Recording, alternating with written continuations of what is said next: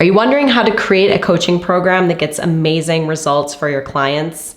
And you're very worried about the fact that you may create a program that does not get people results. If this is you and you can relate, give me a yes in the comments. This is one of the most common things that I hear from new health coaches, one of the biggest worries that they have, and a huge thing that holds them back from moving forward with their business. So in today's video, I'm going to talk about this, and I'm going to talk about how do you know if your program is going to get good results for your clients? And I'm going to walk you through the process so that you understand how to create a program that gets good results and what you have to do to ensure that that is the case. So I have worked with well over 100 health coaches, helping them create their programs, helping them be amazing coaches. I don't think I've ever worked with a coach who has had clients who were not happy with the work that they do together.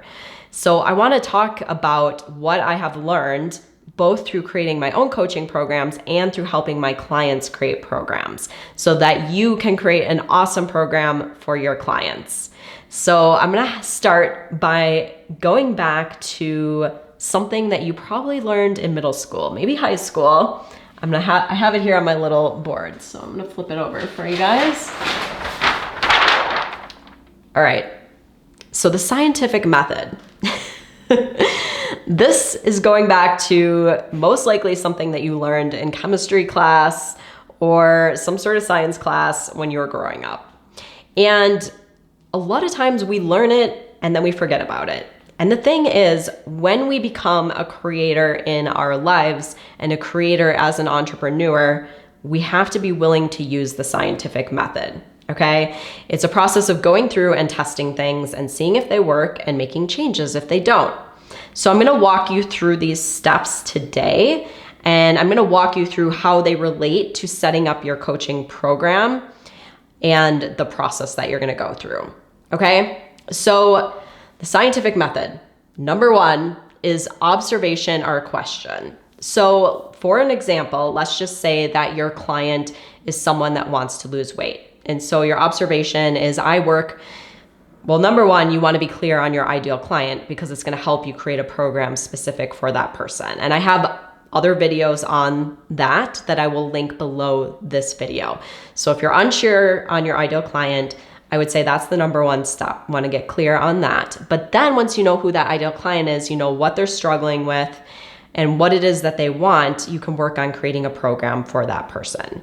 So you're going to go to step number one, which would be an observation or a question. So let's say that your ideal client is someone who wants to lose 15 pounds. And I think it's helpful to get specific. So that's your observation. I have this client wants to lose 15 pounds. And let's say that's your ideal client. Most of your clients have 15 pounds they want to lose. And they're women, and maybe they're working women, and perhaps they have school-age children. Like, just really getting clear on this, okay? So that's the first thing. You just have to have a question and an observation of what it is you're trying to solve for. And then you want to do research. So for most of us, a lot of our research has been our own personal experience. So a lot of us are working with clients because of something that we've gone through ourselves in our own lives. So that is research. And truthfully, your own personal transformation, your own journey is the most powerful research you can possibly have.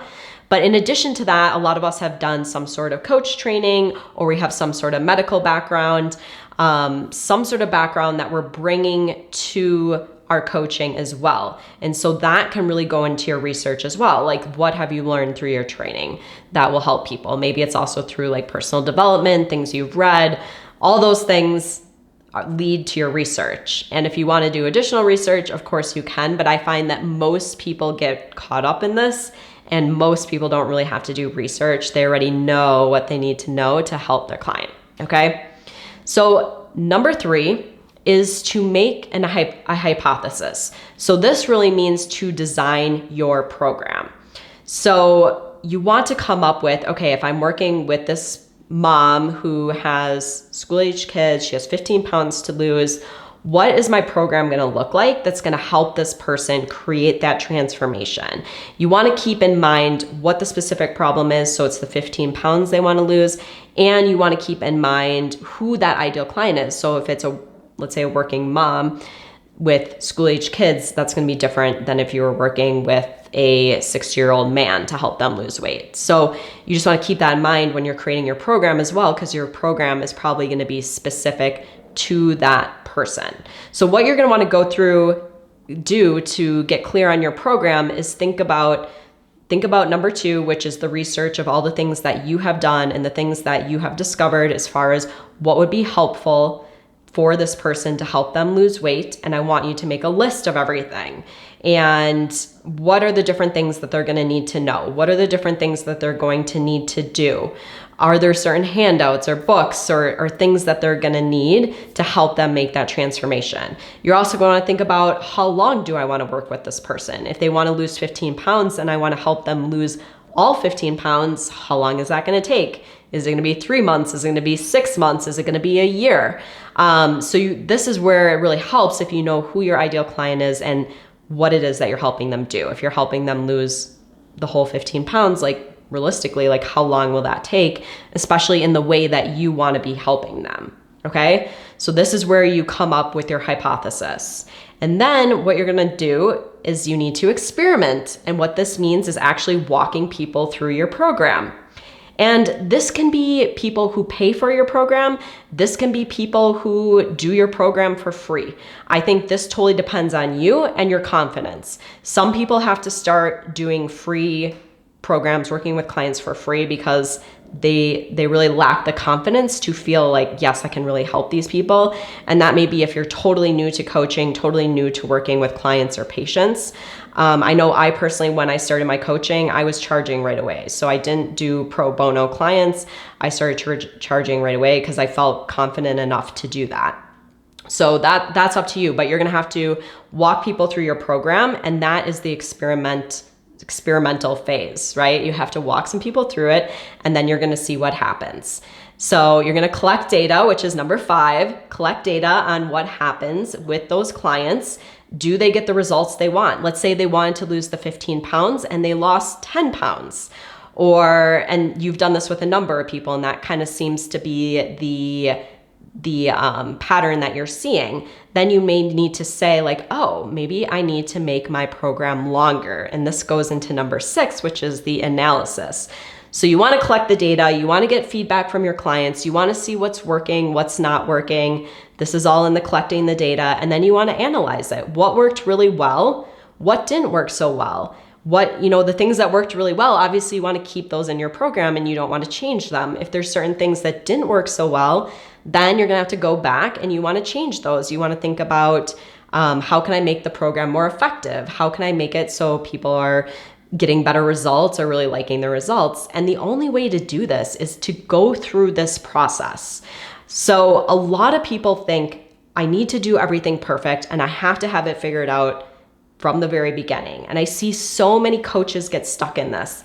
And the thing is, this process, the scientific method, you have to use it for everything you do. This is what you use for your marketing as well. You're not going to know that your marketing is going to work until you start trying it and testing it and seeing what works. Even if you do learn from someone who teaches marketing. I do teach marketing to all my clients, and I think that yes, it helps shorten the process because you're learning from someone that has already tried it and knows what works and what doesn't work. But even within each individual person, you're going to have to do some testing. You're going to have to test your programs. You're going to have to test your copy. You're going to have to test your marketing. You're going to have to see what's working and what's not working and be willing to make changes. And so really this just goes back to a reminder of letting go of perfection and being willing to fail. And by fail, that just means having things not work out perfectly. If you take someone through your program and they don't get the exact results that they wanted, that is not the end of the world. Most likely, they still got a lot of benefit from working with you and they got exactly what they needed from the program. But it doesn't mean that you can't change your program too. I have always continued to change my programs as I learn from my clients and as my clients go through my program and I see, okay, these things are working really well. These things people are maybe getting a little stuck on or could use some extra support. And then I go back and I make those changes.